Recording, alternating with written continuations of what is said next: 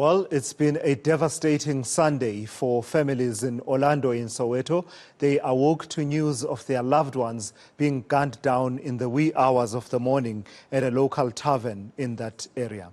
15 people have died, while one is in a critical condition in hospital.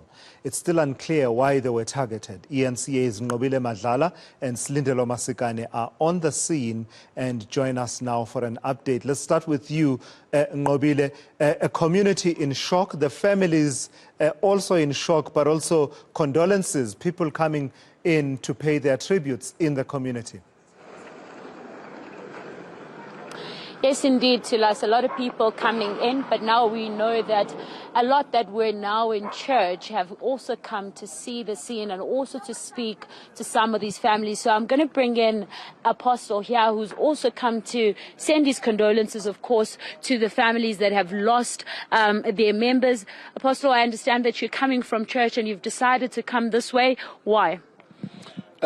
Good evening to you first and to all the viewers. This is Apostle B. Magwati.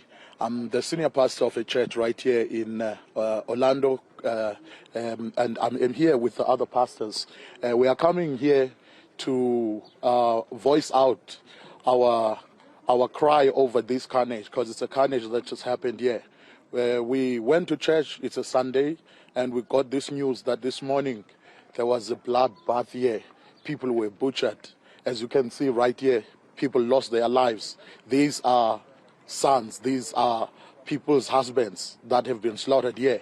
And we came here as a church. We first offered prayers at church, and we came out here because we are preparing to meet the families. Right now, there is a family right around the corner. It's the first family that we are going to offer prayers with. And then we are also organizing a gathering for prayer. In Xhosa sithi kuzogcwala emswaneni. We just want to say, let us come as families, rather as families in this community. Let's come as churches. We invite all the other men and women of God in this community. We have members from this particular area. We have had many campaigns, and we came here to preach Jesus Christ. We have seen people coming out to receive Jesus as their Lord and personal Savior. We have also heard that there are 2 family members from our church members who have been affected, and we came out to say, may the Lord really comfort them. So the prayer is the prayer of comfort. Let me understand, you're saying some of your churchgoers are now affected. Right. Yes, they are affected because they are loved ones. We just learned that they are loved ones. Sadly, they were here, and 2 of them are lost. And sadly, we say condolences to those families, and we are going to be going from one house to another to bring the word of comfort. And we just want to say it's a sad day, really, at Orlando. It's really a sad day. So I understand that you're going to be bringing prayer, but what else are you going to be doing for this community? Actually, the first thing now, our priority is the families that are affected. So what we are going to do, first of all, is we're going to go to this family, starting with the one right around the corner, and then even the people that own this tavern, because I believe it's their business as well. Whatever that happened here, we are just going to go to them, speak to them, and see what we can help with. And the help that we are able to give, we are ready to give that help. And we also not too far from this place. Should there be gatherings that are going to be taking place and they need a venue, our church venue is open for such. And our church members will also be coming, visiting families and offering whatever kind of help that will be needed.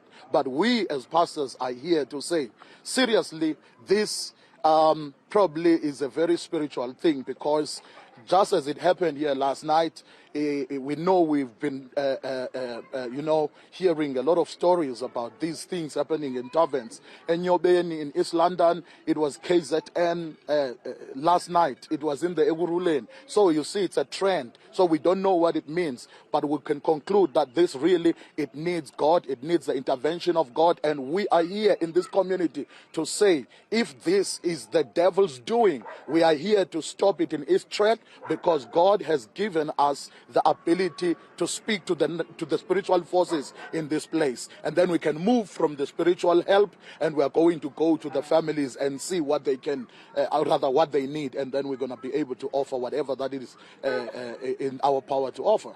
All right. Thank you very much. Thank you so much. Well, you can hear the community they're also coming out from the church saying that they are going to assist the way that they can. We understand that their church is in Orlando, not far from the area, and some of the people that go to the church have also been affected. So this is the church responding to those cries and just going that they're going to lend a hand in this community as a whole. Yeah. All right, let's check in with Silindelo Masikane.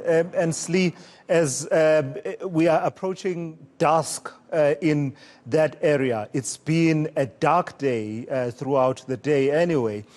Just wrap for us what the mood is in the community.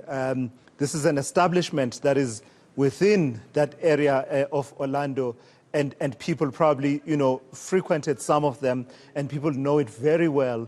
But I don't imagine that anyone could have imagined at this time yesterday, but that by the time we wake up today, we'd be talking about 15 people massacred in the way that it happened.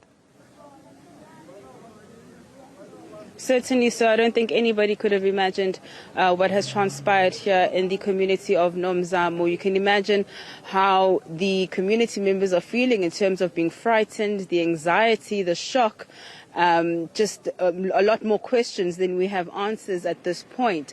Before I take you to one of the sound clips in which we had spoken to an eyewitness as well as the police commissioner, I'm joined by Operation Dudula's Dan Nqobile. Thank you so much for your time, sir. Some of your members were here earlier on. You're here right now. As an organization, what is your sense as to what happened here? It's not the only incident that took place overnight in terms of these attacks. Exactly. It's a very painful situation where you have to lose 15 lives, and you can imagine the number of families who will be affected. But that clearly indicates only one thing, that the country is under siege from criminal elements. But in this case, it doesn't matter whether it's perpetrated by South Africans or by foreigners. South Africans' lives matters, and it's crime that we've been always talking about, that the country is under siege.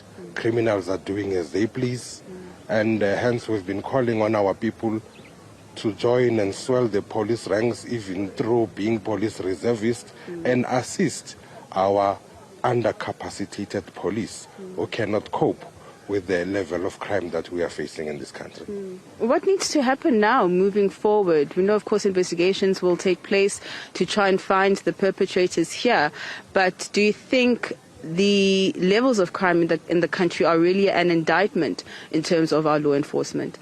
Exactly, that is what is happening throughout the country. It happened in Maritzburg yesterday, and that is an indication of that the police are not coping with the level of crime that we are facing in the country. Hence, we are saying we are not encouraging people to be vigilantes, to take law into their hands. That's why we've been always encouraging people that they must join being the police reservists and work with the police. Maybe it's about time that we revive CPFs, street committees, we start patrolling and making sure that our communities are safe. And it will sound very funny to other people when communities start questioning strangers in their areas. But it will be because our communities will be avoiding situations like this. And we don't like the way our people are being squatted and squashed in one place, whereas there are RDP houses that are lying empty somewhere, some being occupied by foreigners themselves. And yet our people, they find themselves being squashed here, which is becoming even more difficult to police the kind of environment that we see here. All right, thank you so much. Thanks, Amelia. All right, Mr. Nqobile there, just giving his sentiments to us around what Operation Dudula believes needs to happen moving forward. To quote him, saying that the country is under siege. We've been hearing a lot of speculation around what could have motivated this particular attack, whether it was calculated, whether it was targeted. We know that there were some high caliber assault rifles used in this incident, AK-47s, and it does seem as though those who did come to attack this place were very specific in terms of where they were going and what they were going to do. One of the eyewitnesses we spoke to earlier on to us describing how they had to pretend that they were dead themselves just to be able to survive that attack and make it out of the tavern alive. So at this point, We just await more information from law enforcement as the days, as the week unfolds, rather, to find out exactly what their investigations will uncover and whether they'll be able to bring the perpetrators to book. All right, Silindelo, Masikane and Nqobile Madlala out in Soweto on what has been a bloody Sunday there with the massacre there that happened at that tavern.